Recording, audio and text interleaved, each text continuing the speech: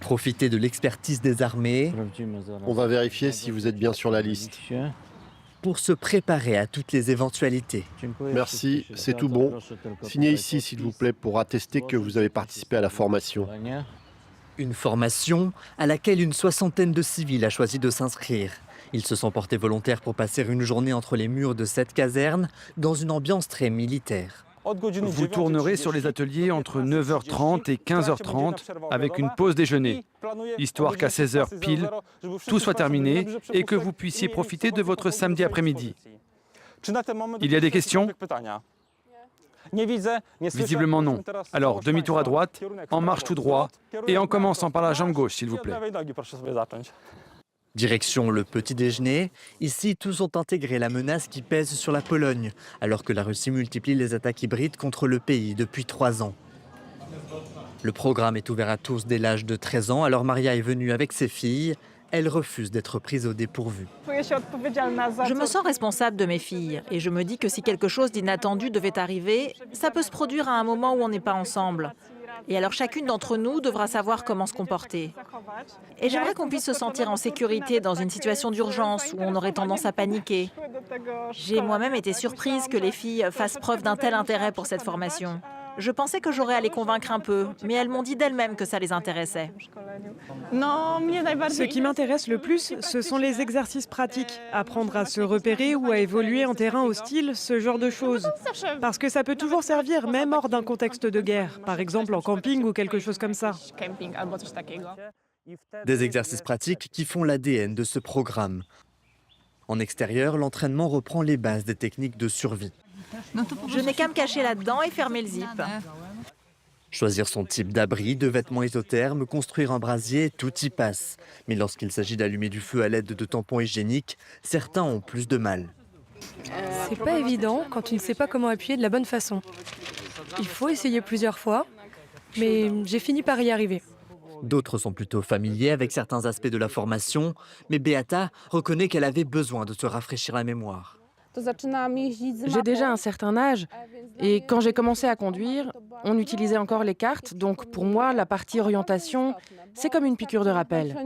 Mais c'est très utile car il suffit qu'on nous coupe Internet. On ne sait plus dans quelle direction aller. L'an dernier, tous les Polonais ont reçu dans leur boîte aux lettres ce livret de sécurité distribué par le gouvernement. Mais le coordinateur du programme en est persuadé, il ne suffit pas de le lire pour être préparé. Ce guide général publié par le ministère de la Défense aborde tous les sujets essentiels et les notions fondamentales que selon moi tout citoyen devrait connaître. Mais le guide ne contient que les bases théoriques.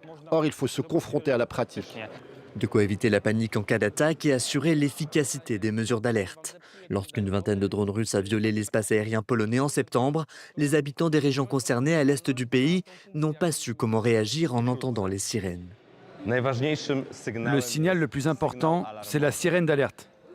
Elle dure 3 minutes avec un son modulé. Et comment on saura ce qu'il se passe à ce moment-là?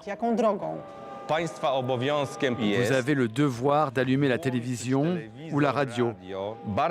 Et généralement, en temps de guerre, les communiqués vous ordonneront d'évacuer une zone particulière. Joanna est pendue aux lèvres des instructeurs. Elle prend la menace actuelle très au sérieux. Aujourd'hui, je pense souvent à la guerre, car elle a lieu juste derrière notre frontière Est, tout proche. Je veux savoir me comporter dans une situation difficile parce qu'une fois qu'il y a les sirènes, c'est la panique, le chaos. Et à ce moment-là, qu'est-ce qu'on fait? On est dans un contexte de guerre potentielle, alors ces ateliers sont on ne peut plus sérieux. Pour éviter la panique, l'armée recommande aux citoyens de préparer un sac d'urgence qu'ils pourront dégainer à tout instant en cas d'alerte ou d'évacuation, avec à l'intérieur des objets auxquels les volontaires n'auraient pas forcément pensé. Par exemple, ce genre de mini-hache, je n'ai pas ça chez moi, mais c'est vrai que ça peut toujours servir. Depuis son lancement en novembre dernier, le programme rencontre un franc succès sur l'ensemble du territoire polonais, à tel point qu'Alexandra a eu du mal à s'inscrire.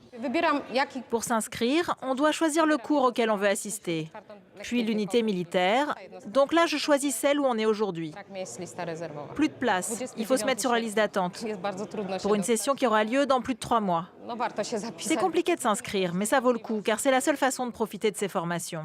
Mais si les citoyens sont conscients de la menace et du besoin de s'y préparer, le sous-lieutenant Jacek Pleskot se dit toujours surpris par leur manque de connaissances sur le sujet.